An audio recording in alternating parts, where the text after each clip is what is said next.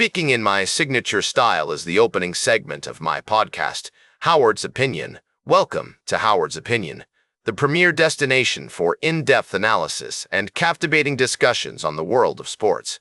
I'm your host, Howard, and I'm thrilled to have you joining me today.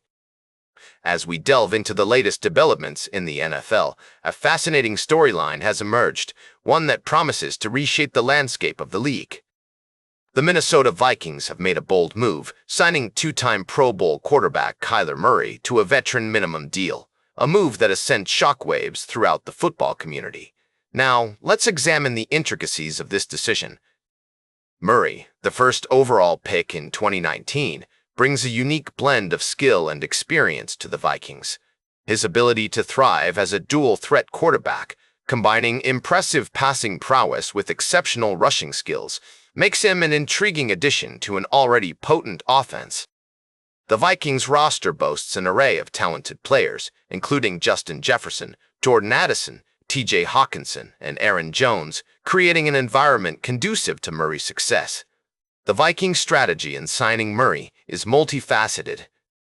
On one hand, he provides legitimate competition for the starting quarterback job, pushing J.J. McCarthy to elevate his game. On the other hand, Murray's presence offers a veteran mentorship opportunity, allowing McCarthy to learn from a seasoned professional. This dynamic has the potential to yield benefits for both quarterbacks as they engage in a competitive yet supportive environment. The value proposition of this deal is nothing short of exceptional. With the Cardinals owing Murray $36.8 million in guaranteed money, the Vikings have secured a top-tier quarterback at a fraction of his true worth. This move embodies a win-win scenario, as Minnesota can either witness McCarthy's growth or enjoy Murray's Pro Bowl-level performance. As we consider the implications of this signing, it's essential to acknowledge the Vikings' impressive offensive ecosystem. With Kevin O'Connell calling the plays and a talented roster at his disposal, the stage is set for Murray to thrive. The parallels between Murray's situation and that of Sam Darnold, who revitalized his career in Minnesota, are striking. Perhaps Murray will follow a similar path, leading the Vikings to greatness and cementing his legacy as a premier quarterback.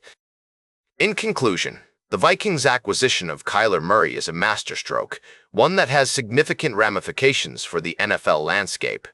As we continue to monitor this developing story, one thing is certain: the 2026 season promises to be filled with excitement and intrigue.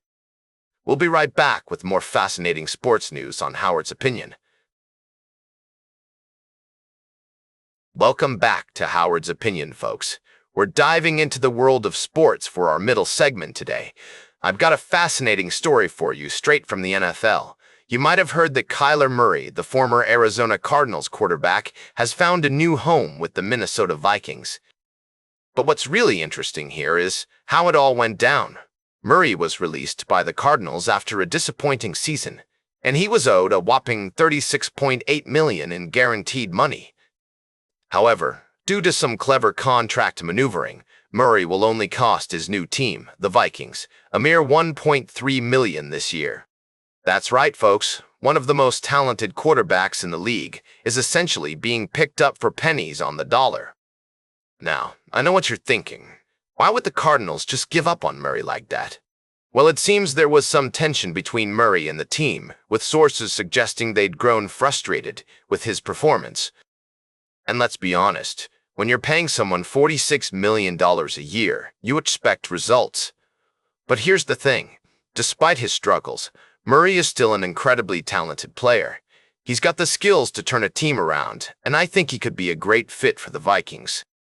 With J.J. McCarthy already on the roster, it'll be interesting to see how the quarterback situation plays out in Minnesota.